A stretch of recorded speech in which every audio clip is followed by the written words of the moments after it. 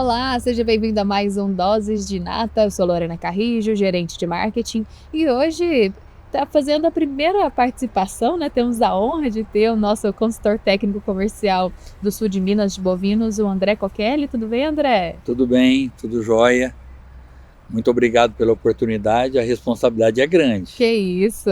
Mas a gente vai se Prazer ter virar. você aqui. Tá jóia, obrigado mesmo. Bom, e temos a Isadora Oliveira, que é da Fazenda Brejo. Tudo bem, Isadora? Tudo bem? Que bom te receber aqui com a gente. Muito obrigada pelo convite. A Isadora, até conheci ela ano passado no evento da Alta, né? Que a gente participou em Sim. outubro. Lembro de você que a gente estava conversando. Vocês começaram há pouco tempo com a Inata, né? Com o André. E a gente estava até comentando aqui, né, o Isadora. Desde novembro vocês estão com a gente, né? Como é que está sendo essa parceria até então? Olha, essa está sendo uma parceria muito boa. O André, a gente sempre está em contato. Sempre, olha, André, está acontecendo alguma coisa, me ajuda, o que eu faço? Até em outros setores também, sem ser a vacina. E depois que a gente começou o nosso protocolo com a Inata, melhorou, cessou, vamos dizer, 100% do que era o problema. E agora a gente já está fazendo as novas coletas para a próxima vacina e vendo se a gente vai achar outros fatores. Você falou que, né, a Inata conseguiu cessar os seus problemas, mas o que era? Primeiro começou com diarreia e tinha outras também? Bom, o nosso caso lá sempre foi a diarreia. É uma diarreia de 7, começa entre 7 e 10 dias, mais ou menos.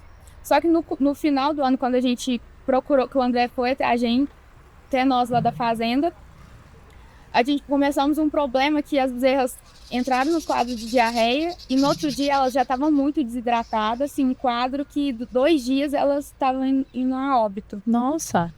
E não, a gente não estava sabendo a causa, porque tudo que fazia, nada melhorava, e aí a gente falou assim, pode ser Clostridium, vamos procurar sobre. Então começamos até a fazer alguns exames, mandar e tudo. Só que nos laboratórios que a gente estava mandando, sempre dava Clostridium todos. As ervas que a gente abria, mandava tudo Clostridium, mas a gente não sabia qual a cepa. Sim. Então, faz vacina de Clostridium, mas e aí? Será que tá pegando ou não? E passava um tempo, voltava esses casos de novo. E aí começava tudo de novo. E aí a gente ficou com esse ciclo sem fim, né? E falava assim, meu Deus, tô fazendo tudo direito e o que tá acontecendo? O que a gente faz? Então, quando começou todos os exames, aí o André mandava, Isadora, Clostridium, fora que deu algumas outras também, mas eu acho que o foco mais foi o Clostridium. Então a gente, então achamos a cepa, vamos fazer a vacina específica e vamos entrar vacinando todas as bezerras, já começar no pré-parto. E aí foi 2 meses até fazer a vacina, e aí começo de dezembro. Começo de dezembro. Começamos e agora já vamos fazer a segunda partida. E a vacina, no início ali já, né, vacinou. Como é que você conseguiu ver, André, essa desenvoltura na fazenda depois da vacinação? No protocolo sugerido e discutido, né, com a Isadora, e até para não chocar muito com o calendário vacinal que já existia na propriedade, sim, a gente colocou no pré-parto menos 60, pré-parto menos 30, para que esse colosso já viesse, vamos dizer, imunizando passivamente as bezerras que nasceriam.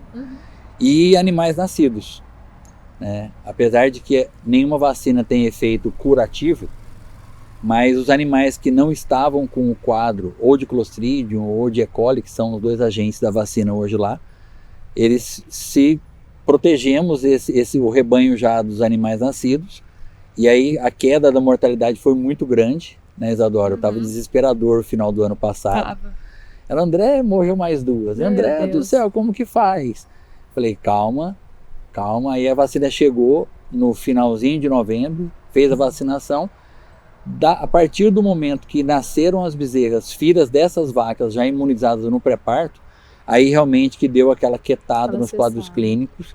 Lógico, óbvio e natural que ainda continuam havendo casos de enterite, de pneumonia, mas pelo menos elas esse quadro da clostridiose tipo A super aguda, né, com o aparecimento do caso clínico e o óbito ali com 18, 24, 72 horas, graças a Deus cessou. Isso já dá uma tranquilidade, né, Isadora, né, de conseguir ver cessando esses casos, né? E o engraçado que era quando o nosso bezerro lotava. Hora lotou, não conseguia fazer o vazio sanitário, né, porque o clostridio estava lá no ambiente, começava o desespero.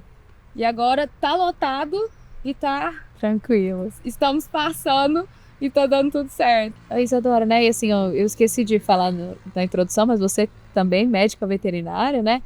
A gente falou um pouco desse desafio que você sentiu no final do ano passado, mas pensando no geral, assim, quais são os principais desafios que vocês têm sentido aqui na região?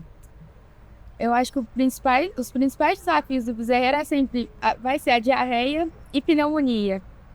Então, cada fazenda tem sua idade de diarreia. Igual lá no Abrejo é entre 7 a 10 dias, mais ou menos, e outras que é depois dos 30. Mas eu acho que todas que a gente escuta e vê também é sempre a diarreia. Sempre, né? Sempre. André, acho que a maioria das pessoas, quando vai falar de bezerreiro para você, o primeiro assunto é a diarreia, né? O primeiro assunto é diarreia. Aí o segundo, porque é a parte mais sensível, né? São as recém-nascidas. Sim. Que estão num ambiente controlado, na maioria das vezes nas gaiolas, onde você faz vazio sanitário, você desinfeta, o tratamento é individualizado, né? E aí aparece a diarreia. E aí, quando desce para o coletivo, o desafio muda. Passa a ser a tristeza parasitária, passa a ser, que é também o caso lá na Brejo, né, Isadora? E passa a ser a questão dos respiratórios. Então, os quadros respiratórios geralmente são de bezerros ali a partir de 30 a 40 dias, mas a maior dor é a diarreia, porque pegam as recém-nascidas aí, o carinho, que o tratador, que o proprietário... Ai, dá uma dó, gente. Isso é bonitinho demais. Conta muito para realmente aumentar assim, a preocupação em controlar a enterite. Com certeza. E pensando em desempenho, se a gente for comparar, né, essas bezerras saudáveis e as bezerras doentes, você consegue fazer essa comparação, a diferença entre elas ali? Olha, eu acho que tudo começa pelo colostro. Uma bezerra bem colostrada, ela vai ser sucesso lá na frente. Bezerra que não foi colostrada corretamente, já começou aí. A gente pode pegar duas bezerras do mesmo dia de nascimento. A bezerra bem colostrada, mamou de 10 a 15% do seu peso vivo, mamou colostro de boa qualidade, entre 25, 27 até uns 23, e a outra não mamou pouco, menos de 10%. Então você vai vendo que ao longo dos dias ela não vai se desenvolver, a outra já vai estar grande, mamando sozinha, se desenvolvendo curiosa, e a bezerra que foi má colostrada vai estar lá triste, Prostrada. E vai estar. Você vai ver que ela vai pegar todas as doenças. Claro que a bezerra bem colostrada, ela pode pegar uma diarreia, ela pode pegar uma pneumonia, mas ela vai conseguir combater. Agora, a bezerra que não foi colostrada, não. Então a gente vê isso também das vacinas que as mães trazem pelo colostro. Ela vai pegar todo tipo de doença e vai ficar lá. Melhora, piora, melhora, piora. Daqui 5 meses, as suas bezerras com 3 meses já foram desmamadas, 120 quilos mais ou menos, e a má colostrada tá lá. O colostro imunizado faz toda a diferença, né? Faz toda a diferença. E André, hoje em dia, quando você vai nas fazendas, assim, eu estava comentando no outro podcast com as meninas, a gente não leva só vacina, né? Mas sim conhecimento ali, uma estratégia técnica para ajudar no geral mesmo da fazenda, porque querendo ou não, a gente quer ajudar no contexto geral de saúde, né? Hoje, o que você realmente chega lá e faz de novo, por exemplo, uma cliente como foi a Isadora, que foi novo, né? E já estava com um problemão na fazenda. Como é que você chega ali e ajuda nessa estratégia? O olhar de fora, né? Ele tem outro, não é um outro prisma. Sim. Mas às vezes enxerga detalhes de manejo, principalmente, que quem está interno, quem está ali na rotina, fica cego. Deixa passar, né? Isso, deixa passar, e não é culpa, é culpa do sistema, da rotina, né, do acostumar às vezes com algum detalhe. Então às vezes eu faço questão sempre de estar com o veterinário, no caso a proprietária é veterinária, com o proprietário e com o tratador, com o bezerreiro ali, com o responsável pelo bezerreiro, né, em se tratando de bezerros. E ali a gente conversa, troca ideia, a nossa experiência, né, eu tenho 26 anos de formado, conta um pouco, que a gente já viu passar tudo. Sim. Em mais tecnificado, menos tecnificado, e às vezes um detalhezinho ali, da sondagem, da colostragem, ou do tempo de mamada, né? Esses detalhezinhos, eles acabam abrindo os olhos do tratador. Quando a gente reúne o tratador, o veterinário e o proprietário, acaba dando um ar meio de aumentou minha responsabilidade aqui porque o patrão está do meu lado. Então acaba isso motivando o tratador ali a ser mais caprichoso, a melhorar ali, né? A fazer uma higienização melhor dos baldinhos, a fazer o vazio sanitário, a colostrar no tempo certo, a colostrar ali até 2 horas, 3 horas após o parto. Então acho que unir esses 3 elementos, que é o proprietário, o veterinário e o tratador, é um ponto que eu sempre faço questão e surte muito efeito. Legal. Eu acho que eu não posso deixar de perguntar para a Isadora, né, Isadora? Como mulher, né, como veterinária, Isadora lindíssima, jovem, né? Como é que é isso para você estar à frente da fazenda? Primeiro, obrigada. Olha, eu fico na frente do lado do bezerreiro. Sim, sim. Que é a minha paixão. Mas é difícil. Por ser mulher também, tem todo aquele peso. Mas eu tenho uma equipe muito boa e a gente se dá muito bem. Então, sempre em parceria, um ajuda o outro. Olha, eu preciso disso. Então, todo mundo se ajudando. Então, a fazenda em si, todo mundo. Mas é complicado por ser mulher. Desafiador. Desafiador. Mas é um desafio bom. Ai, que bom. E acho que você já tinha trabalhado antes com vacinas autógenas ou foi a primeira vez? Não, foi a primeira vez. E como é que foi essa experiência? Você já tinha ouvido falar? Como é que foi? Porque assim, a gente sabe que em suínos, em aqua, né, em aves, autógeno já é mais aceito, né, e mais popular, vamos dizer assim. E bovinos não é tanto, né? Inclusive a gente foi pioneiro nas vacinas autógenas para bovinos, né? Então, como é que foi para você ter esse primeiro contato? Eu já tinha ouvido falar pelas vacas, né, pelas machistas, mas pelas bezerras, não. Então, eu já tinha dado uma pesquisada antes. E aí o André apareceu lá na fazenda assim de paraquedas. Sem paraquedas.